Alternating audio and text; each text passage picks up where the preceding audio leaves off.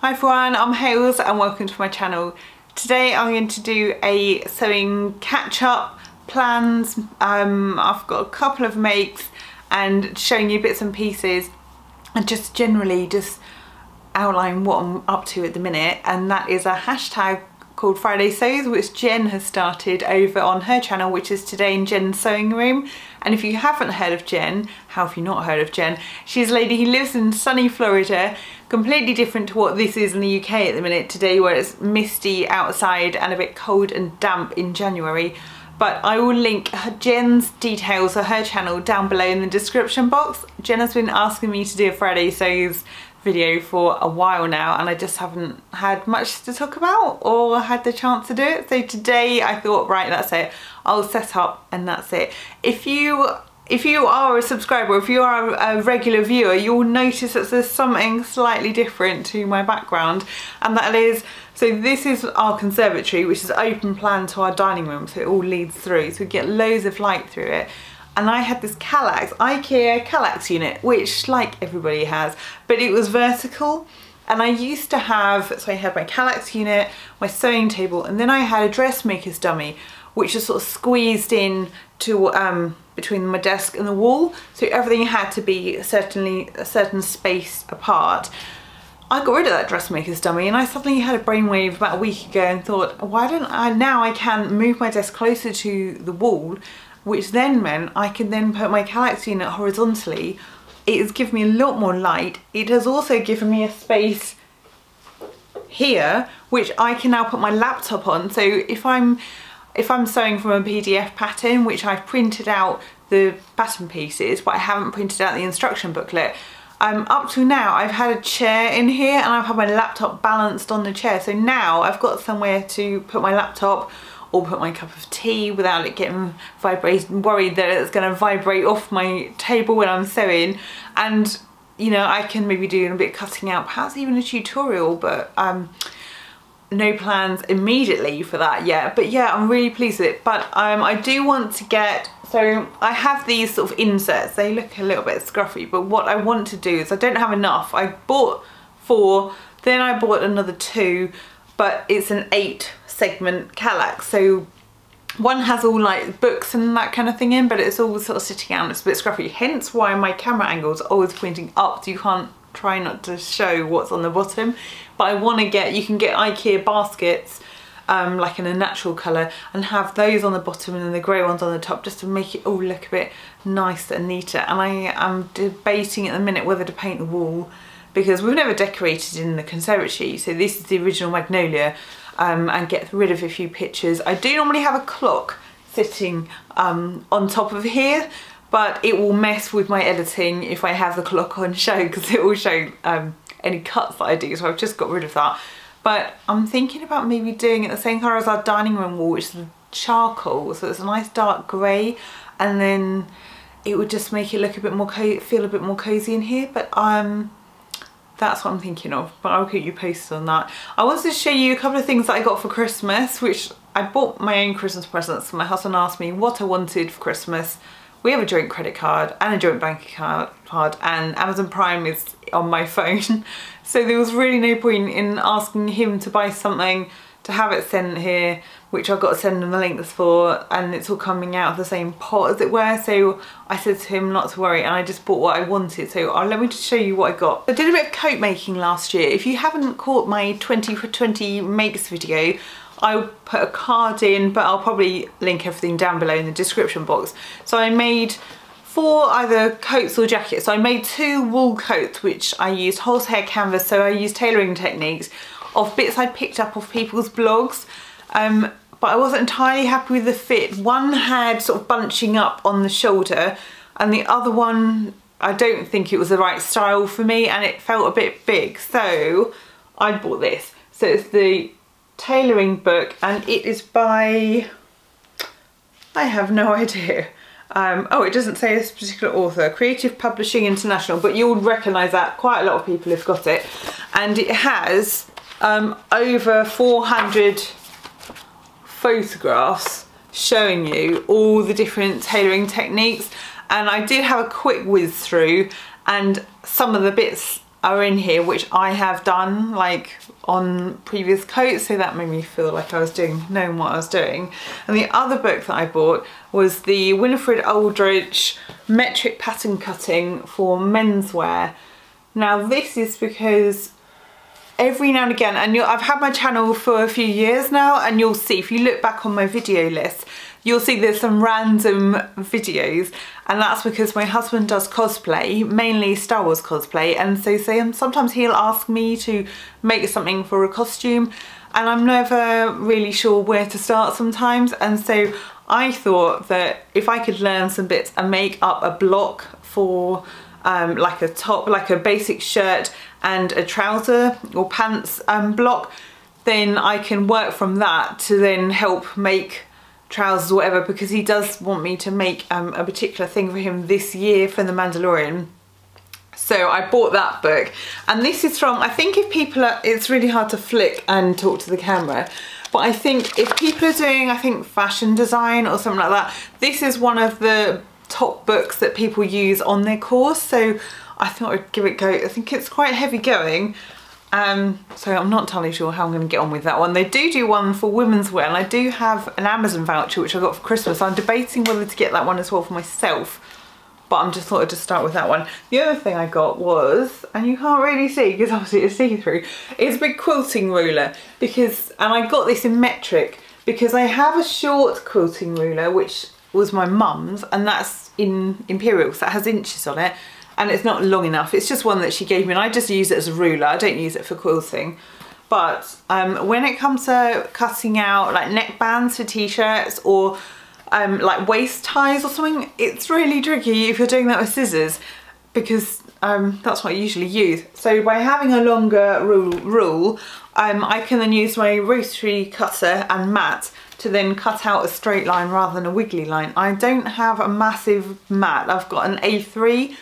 I may get a bigger one or get like a couple and then put them together, but at the minute that's all I've got. I don't have lots of space to store it in, so I have just put that, it's had a bit of a rejig round. I have put my mat underneath my chair so that it's all sitting flat. I'm going to show you some things that I picked up in the Black Friday sales, which I sort of treated as a early Christmas present as well. So I haven't made any of these, I'm waiting for fabrics to come. So the first one is the Deer Doe Melio shirt. Obviously I'm talking an English accent, not a French accent, so that's probably not how you pronounce it. And they're all slipping off my lap and it's all going pear-shaped. There we go. So with this shirt, I've seen some really, sorry, I put a bundle on my lap and then it's just sliding off. So with this shirt, you've got the two options, but I really like that one. If you follow my Instagram, which is Hales More Sewing, you'll see that I've made the Avid Seamstress blouse, which is sort of like a similar shape in that it has like a mandarin collar. I'll put a photo in here actually of one I've made in January in a red sort of floral fabric. But this one, I just like the sleeves, the sleeve option, and just the shaping of it. It looked really nice. So I have ordered some fabric which I'm waiting on, because I ordered it over Christmas when the shops were closed for the Christmas break, and then they weren't dispatching till this week, and then because of we're in national lockdown again, deliveries are taking longer. So I'm impatiently waiting. I think I ordered 2 fabrics, and I thought they would do well for like workwear. Obviously I'm at home at the minute, so I think that they would go well with jeans. The other thing that I ordered was the Aram dress, and that's another Deer Doe. And although it is a shift dress, it has those princess seams down the back. I mean, the back of the packet doesn't really show any more than the front one. But I just thought, sometimes I have tried a shift dress before, and because I've got a sway back, you just have that pooling of fabric and it doesn't always hang that nice, and you don't really have that much shape, and it can feel like you're a sack of potatoes. So I thought I'd give that one a go, and that is for woven fabric, even though it looks like it might be a jersey fabric. That is a woven. Again, waiting for that fabric to come because that's all in the same bundle. The other dress I bought on another dress I bought on Black Friday, I did pay to have printed, but I didn't pay to have the instructions printed, so I've literally just printed this sheet out. So this is the Florence dress by Sew Over It, and I'm thinking of this shorter one here, which I think hits either at the knee or just below the knee, but it has an elasticated waist, and it has buttons leading to the elasticated waist, and I just thought, as it's a sleeve dress as well, you could probably cut them shorter if you wanted to, and some people have done. I thought it would be a nice transition dress, and I'm hoping to lose the 2 inches that I have expanded on last year. So I'm not weighing myself, but I am measuring myself. So I really need to lose those extra couple of inches, but I am someone who yo-yos and fluctuates in their weight. So this year I've decided, rather than make things, have them really fitted, and then another year or another few months later then they don't fit, I'm going to try and go with more adjustable waist items. So as this is elasticated, I'm hoping that this will do well, and you can wear with tights for colder weather and then transition into spring with that. So that's how I've got that in mind. And then I did have a pattern which has arrived today, and this was there a sale? No, there wasn't a sale, but again, if you're following my channel for a while, you will see that I have had no success making trousers, and that I started my trouser making journey way back when, trying to make the Sew Over It ultimate trousers. Couldn't get the fit right at all. Then I've done a video on the Sure Fit Designs pants kit, so I will link that one below in the description box. But I just couldn't get the fit right on that, and again, as my weight fluctuates, it's really difficult to fit things. But I bought some trousers for work, and they have a fly front and elasticated at the back, waist at the back. Now, I did buy the Emerson pants by True Bias last year to try the shorts out, and that is a fully elasticated waist. Well, the difference between my waist and my hips is about 10 inches. So you end up, so you could pull them up over your hips, you end up with loads of fabric at the waist, all gathered in and then bulky with the elastic.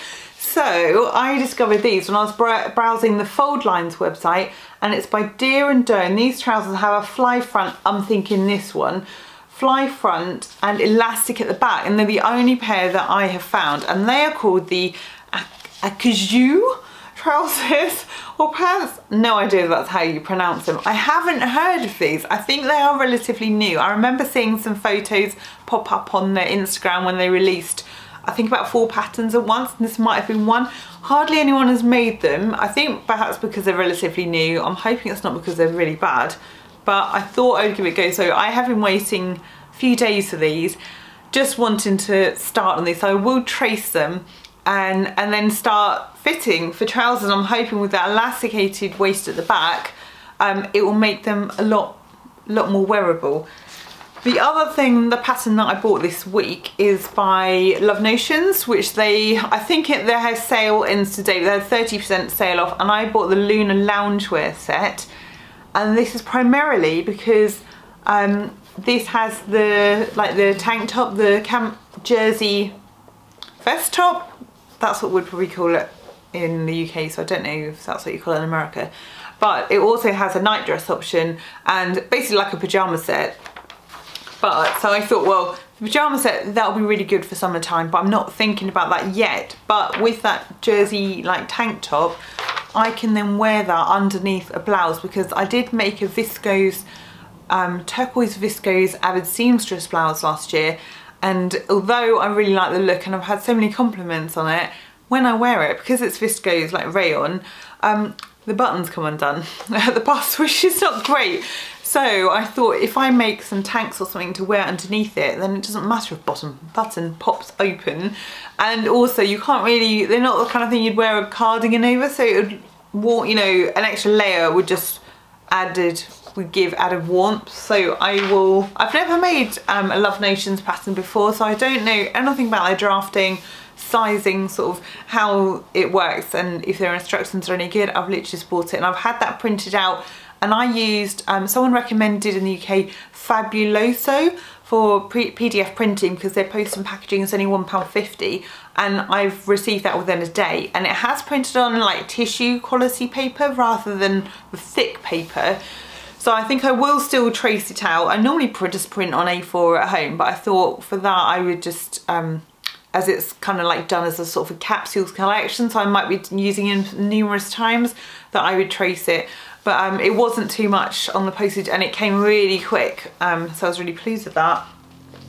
I have made something which is the Lark Tea by Grey Line Studio. I made that last night. I think it's big. I haven't really properly tried it on.